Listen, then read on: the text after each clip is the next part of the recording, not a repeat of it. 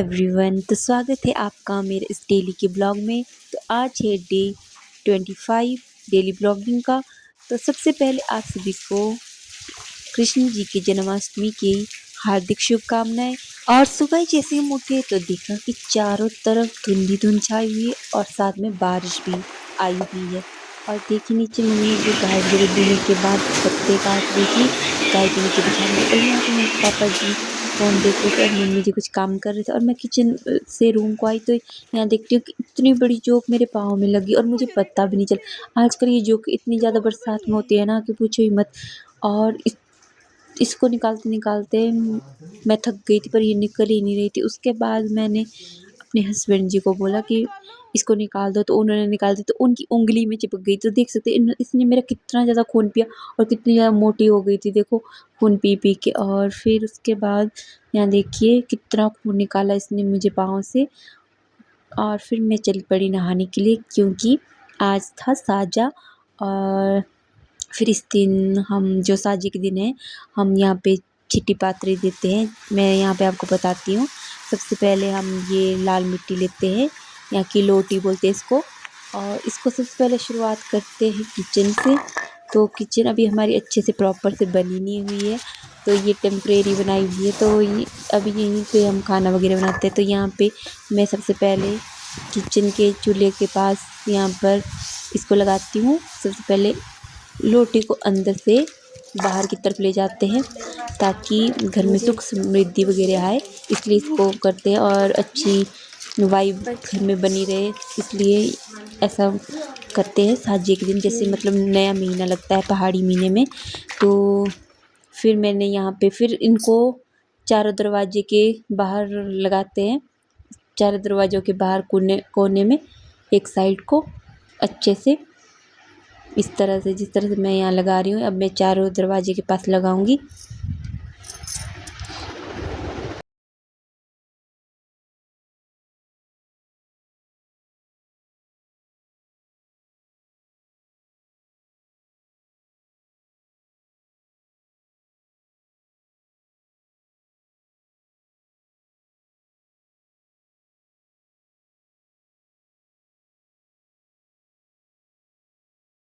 तो मैंने चारों दरवाजे के पास लगा दी थी, जैसे कि आपने वीडियो में देखा। और यहाँ पे अब इसको बोलते हैं, यहाँ पे पत्थर में मैं यहाँ लगा रही हूँ मांदला। इसको भी अच्छे से लगाते हैं। यहाँ पे लास्ट में इधर को ले जाते हैं, इसको लोटी को यहाँ पे लगाते हैं सबसे लास्ट में। फिर उसके बाद इसको लगाने के बाद लगाते हैं हम।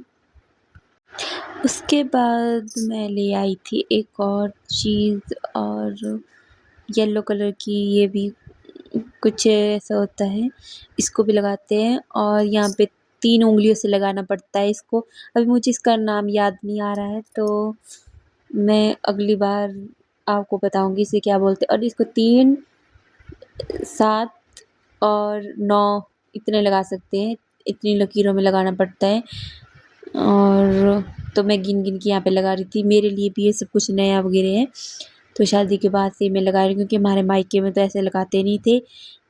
और हम सत्संगी परिवार से, तो हमें कुछ ऐसा पता नहीं था कि क्या करते हैं क्या नहीं करते। तो यहीं पे आके मैंने सीखा। अभी मुझे उतना टाइम नहीं हुआ है, तो अब मुझे बाहर से अंदर की तरफ को ले जाना है, क्योंकि जब इसको लगाते हैं तो अंदर की तरफ समृद्धि आनी चाहिए, इसलिए अंदर की तरफ को लगाते हैं। जब लोटी को लगाते हैं तब अंदर से बाहर को लगाते हैं, ताकि जो गंदगी वगैरह, जो गलत नेगेटिविटी है वो बाहर को जाए, और जो अच्छी वायु है वो इसको लगा के अंदर को आती है। यहाँ पे छत से पानी टपक रहा था, तो हमने बेड बीच में कर दिया था।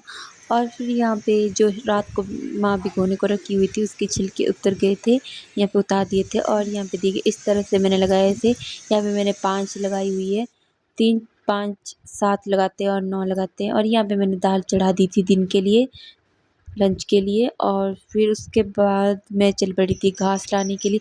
और रास्ते में मुझे अंकल जी और के घर में यहाँ पे नीचे, जैसे यहाँ पे एक जापानी का पेड़ मिलता, और यहाँ देखिए मैं यहाँ पे घास काटने लग गई थी, यहाँ पे मक्की के बीच में। बारिश के बाद ऐसे ही फिर दिन को धूप लग जाती है, और यहाँ देखिए बादलों के बीच से सूरज, इतनी प्यारी धूप दे रहा था, इतनी अच्छी धूप लग रही थी, तो बहुत ही अच्छा लग रहा था।